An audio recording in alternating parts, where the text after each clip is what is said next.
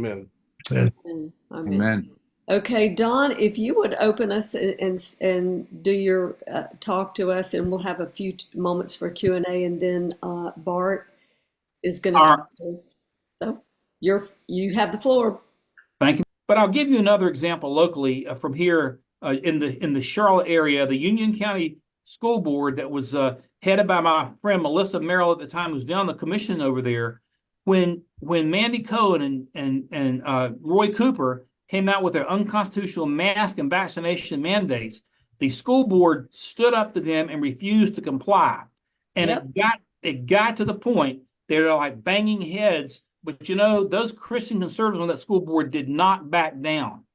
And we have got to have Christians at every level in education, from the Board of Education. I know Victoria will appreciate this, all the way down into the teaching ranks and all the way up into the university ranks. We've got to be there. We've got to be salt and light, because this is where this is at the educational mountain, is what they are using as their petri dish, as their laboratory for socialist indoctrination. So we've got to infiltrate that. And I think what we've seen here at UNC, what we saw in Union County just 2 or 3 years ago, is evidence of that.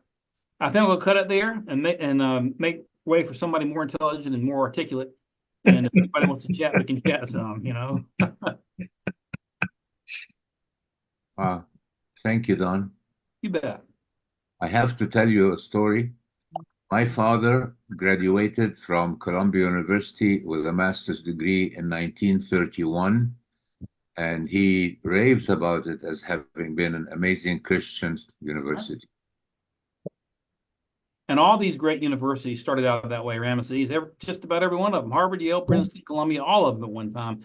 And the change happened that fast. It just unbelievable. It is. Don, to your point, I may have shared this example before, but just down the road from me in the adjoining county, Clark County, the state representative there, Ryan Dotson, was on a prayer call for praying for the state of Kentucky about a year ago. And he had just been a state representative for about a year. He shared that in that first year, none of his bills were brought to the floor to be introduced or to even be voted upon. And after that first year, he felt that he was just like, what am I doing here? And he took it to the Lord. And he said, Lord, you've opened the door for me and you put me in this place. None of my legislation has passed. What am I doing here? And the Lord answered him. And the Lord said, your mere presence there is helping to hold back the darkness. And that's exactly to your point, Don. If we avail ourselves to enter into these different mountains of influence, sometimes even our presence there is enough to just hold back the darkness. That's precisely correct, Ken. There's one other thing I wanted to add that may be of encouragement. Just Monday, the University of North Carolina Board of Trustees voted, now not the Board of Governors. Board of Governors controls the whole system. Each campus's Board of Trustees. We've had Republicans and conservatives on the Board of Trustees voted just this Monday to eliminate the DEI program at the University of North Carolina Chapel Hill, to defund it, and to take the $2.3 million that was set for it and give it to the university police and the law enforcement. How do you like them apples? So, but Ken, you're right. Our mere presence is important, because it isn't about winning, losing, or drawing. It's a matter of staying in the fight and fighting the good fight.